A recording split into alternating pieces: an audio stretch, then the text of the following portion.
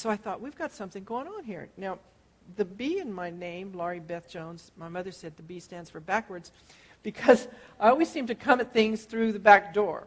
And so after I hit upon the elements is when I did some research, and I realized that the West is the only culture that doesn't have an innate respect for the elements. The Native American Indians always incorporated the elements into their prayers. The Hindus, the word Hindu means from the river.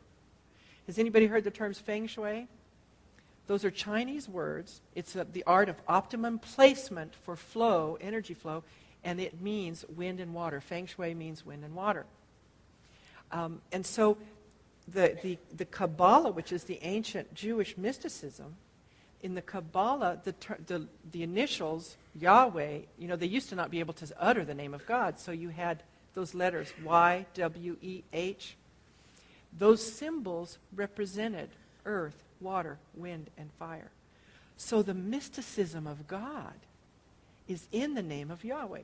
Now, Steve, at last night's sermon, which I heard about, I didn't go to, wasn't able to, but he talked about the balance between the Word and mysticism.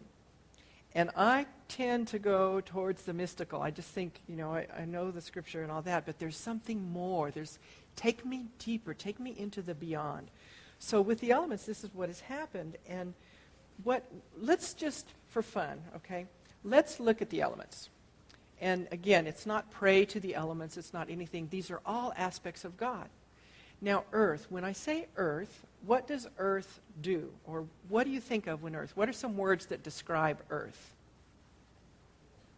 Warm? Solid? Foundational? Earth, terra firma, Mother Earth. It is reliable. It is solid. It is predictable. The seasons tend to go in a fairly predictable pattern. So if you are an earth personality type, you like structure. You like order. You like things in your place. Right? All right. Now the next element is water. What does water do? What do you think about when you hear water? Clear, transparent, fluid, nourishing, very good, life-giving. What shape is water? Whatever it's poured into, right? What color is water? Clear. I had one man at a seminar, he said, water's blue. We could not know, water's not blue. Water is always blue.